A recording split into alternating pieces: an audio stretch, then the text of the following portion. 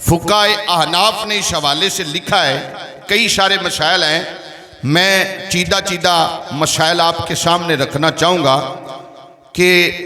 بعض نے لکھا ہے کہ جادو سیکھنا بھی کفر ہے، بعض نے لکھا ہے کہ سیکھنا کفر نہیں ہے جب تک بندہ کرتا نہیں ہے، لیکن بعض نے لکھا ہے کہ سیکھنا بھی کفر ہے، سکھانا بھی کفر ہے، اور اس پر عمل کرنا یہ تو بدرجے اتم کفر ہے کہ کسی پر جادو کرنا یا کروانا یہ کفر ہے۔ اور اگر کوئی بندہ ان کاموں میں ملوث پایا جاتا ہے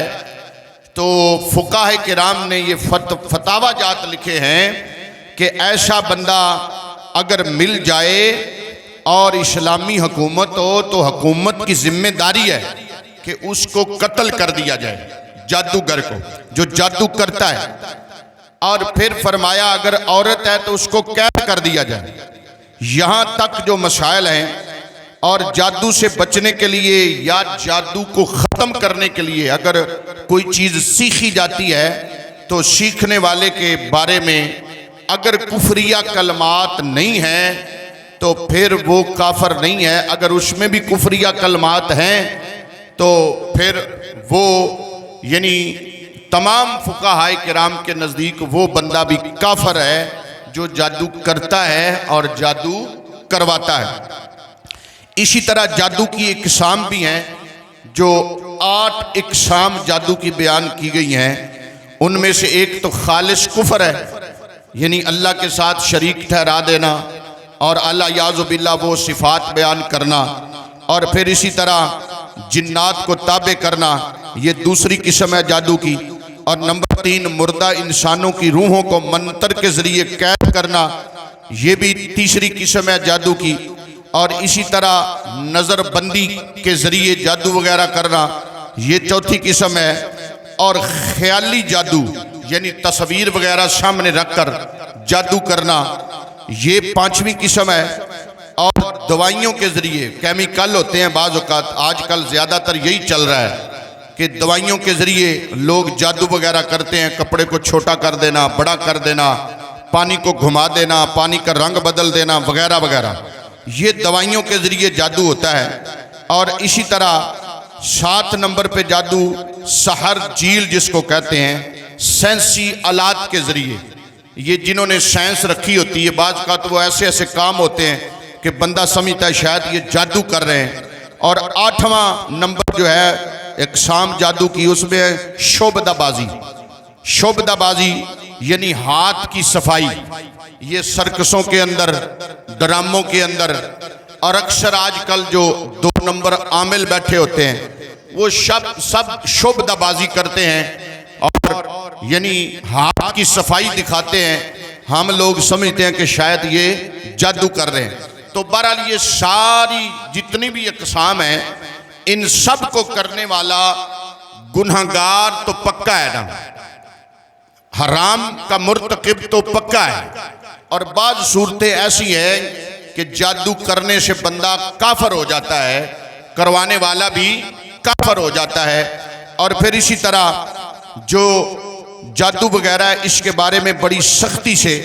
اسلام میں احکامات موجود ہیں۔ جادو ہے، اس کا انکار نہیں ہے، سلیمان نبی علیہ السلام کے دور میں بھی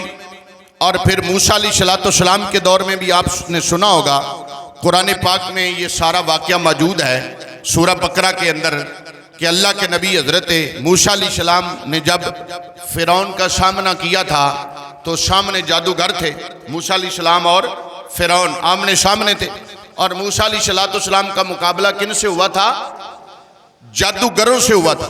اور وہ جادوگر کتنے تھے؟ بعض نے لکھا 72 جادوگر تھے، بعض نے لکھا 400 جادوگر تھے، اور بعض نے لکھا ہے 12,000 جادوگر تھے، اور بعض نے لکھا ہے 14,000 جادوگر تھے، اور سامنے صرف اللہ کے نبی موسیٰ علیہ السلام تھے۔ تو یہ جادو تو چلتا آ رہا ہے، معاملات ہیں، لیکن ایک مسلمان کو، کلمہ گو کو، نبی کے غلام کو اس حوالے سے کیا نظریہ رکھنا چاہیے، کیا عقیدہ رکھنا چاہیے، وہ میں عرض کر رہا ہوں کہ جادو کرنے والا بندہ بھی کفر کرتا ہے، کروانے والا بھی کفر کرتا ہے،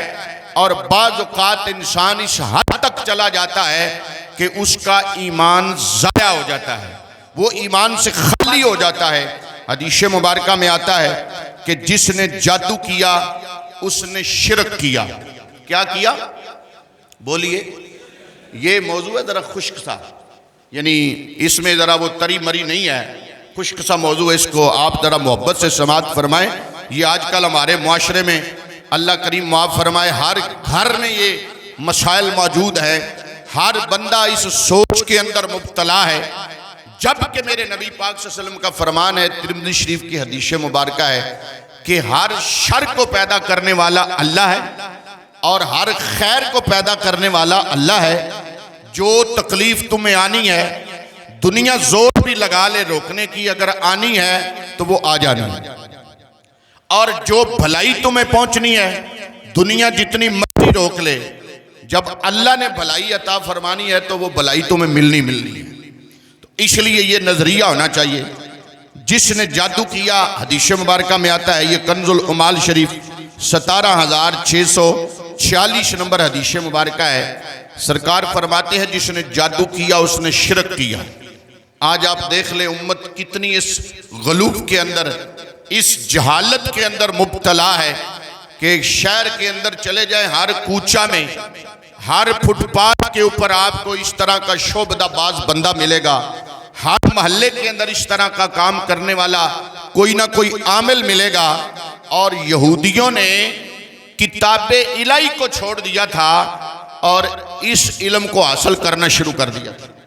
اور اس کا اظہار اللہ نے قرآن پاک میں بھی فرمایا ہے۔ تو یہ کنز العمال شریف کی حدیث مبارکہ ہے، اور پھر اسی طرح اسی کتاب کی حدیث مبارکہ ہے، فرمایا جس نے جادو کی کوئی چیز سیکھی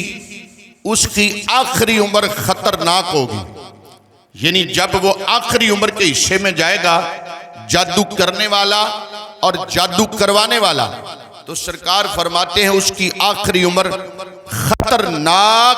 لمحات سے گزرے گی، وہ اللہ کے عجیب و غریب عذاب کے اندر مبتلا ہوگا جو زندگی میں جادو کرتا رہا ہوگا۔ پھر اسی طرح سرکار فرماتے ہیں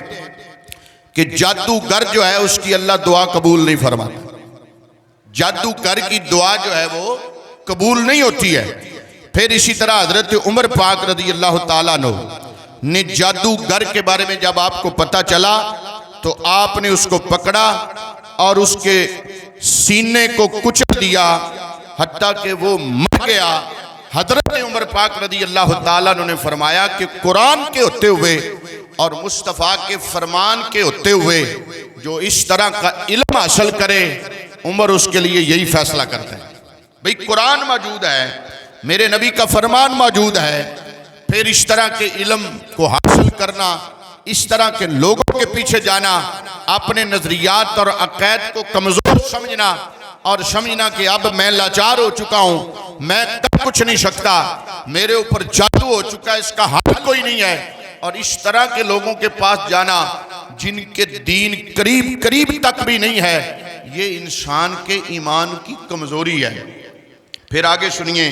میرے نبی پاک صلی اللہ علیہ وسلم فرماتے ہیں، اللہ کے محبوب صلی اللہ علیہ وسلم کا فرمان ہے، لا تساحر، حضور فرماتے ہیں جادو نہ کرو، کملی والے منع فرما رہے ہیں، اور جو بندہ یہ عمل کرے یا کروائے تو اس کا کیا مطلب ہوا کہ وہ حضور صلی اللہ علیہ وسلم کے فرمان کی مخالفت کر رہے ہیں، حضور کے فرمان کا برعکس کر رہے ہیں۔ اور پھر اسی طرح حدیث مبارکہ ہے، میرے آقا کریم علیہ السلام فرماتے ہیں، ترمذی شریف کی حدیث مبارکہ ہے جس کا مفہوم یہ ہے کہ جادوگر کی سزا جو ہے وہ کیا ہے؟ تلوار سے قتل کر دینا، یہ جادوگر کی سزا ہے۔ یہ اسلام نے ساری چیزیں ہمیں عطا فرمائی ہیں، اسلام ایک خوبصورت دین ہے، اسلام ایک خوبصورت اللہ کریم جل وعلا نے ہمیں، اور جادو یہ حقیقت ہے ہو جاتا ہے، لیکن اس کا حال یہ نہیں ہے کہ تم ایک شعبدہ باز کے ہتھے چڑھ گئے ہو اور اب اس کو اتروانے کے لیے دوسرے جناب والا کسی منتری اور شعبدہ باز اور جادوگر کے پاس چلے جاؤ۔ اگر ہو جاتا ہے اور تمہیں یقین ہو جاتا ہے کہ جادو ہے تو پھر اللہ کے قرآن کی طرف رجوع کرو اور میرے مصطفیٰ کے فرمان کی طرف رجوع کرو۔